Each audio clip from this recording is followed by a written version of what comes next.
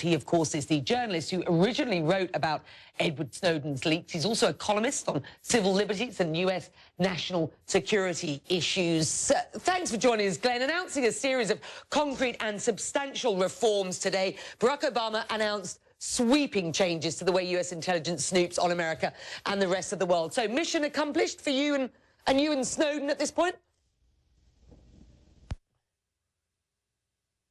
Changes are substantial, and I certainly don't agree that they're sweeping. There are some reasonable and positive steps that he proposed, although even those are quite vague. But the essence of the NSA system that has created such worldwide anger and debate, namely that the NSA spies on hundreds of millions of people every day without even a whiff of suspicion that they've done something wrong, will be preserved even if all of President Obama's proposals are implemented, and I think the changes are far more cosmetic and symbolic than they are substantive or sweeping. Well, let me put it to you that you're being unfair. He outlined a number of reforms that would increase transparency into the collection of metadata and the legal rationale for it. He also called for the creation of a panel of outsiders that will represent the public before the FISA court. He also said that a court order will now be required before the government can get access to that data.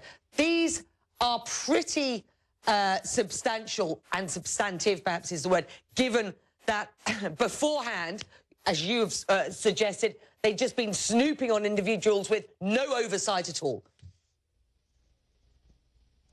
No, they're not, actually. And if you look at the controversy that has been triggered in the United States and around the world and what that debate has been about, I think you'll find that very little of that is actually affected in a meaningful way by what President Obama has proposed. I agree that putting an advocate before the FISA court and tightening up some of the restrictions on how foreign leaders can be spied on are good ideas, although, again, he offered very little specifics about, for example, what those standards will be or who will hold the metadata.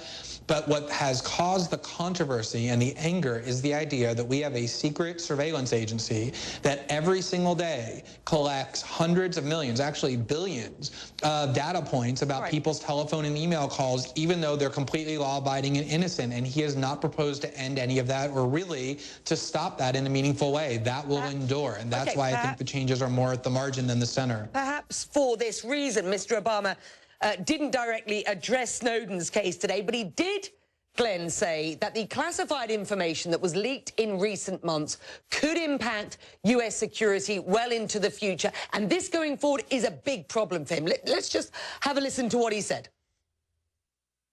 If any individual who objects to government policy can take it into their own hands to publicly disclose classified information, then we will not be able to keep our people safe or conduct foreign policy. Moreover, the sensational way in which these disclosures have come out has often shed more heat than light, while revealing methods to our adversaries that could impact our operations in ways that we may not fully understand for years to come. He says you've jeopardized national security, and he can't have that. Every single time there has been a report over the last 50 years that has disclosed that which American political leaders want to keep secret, going back to the Pentagon Papers, through the Bush era, disclosures over torture and rendition and abuses at Abu Ghraib and all sorts of other programs, including NSA abuses, the U.S. government says exactly the same thing, which is what President Obama just said. Oh, national security has been endangered by bringing transparency to our government. And there's never any evidence presented that it's true, and there's been no evidence presented here that it's true. Glenn, the only thing that has been damaged by the disclosures is the reputation of American political officials like President Obama. There is also no evidence that national security hasn't been breached, that Americans aren't actually in a worse position now as a result of what you and Snowden have done. Come on. I think that statement that you just made is as illogical as it gets. What you're actually demanding. You told me, though, there's zero evidence that national security has been harmed.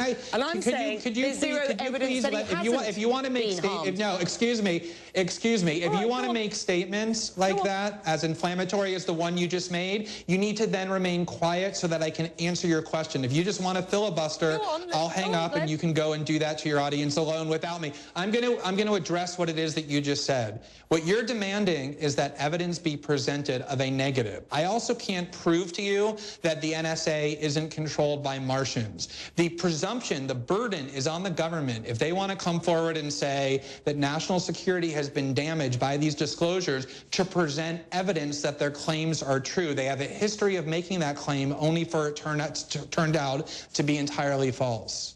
All right, so we're going to have to leave it there. We do appreciate your time and what has been a very big day for, I know you, Mr. Snowden, and indeed the President of the United States of America, Glenn Greenwald. We thank you. Well, this is one of the hottest trending stories.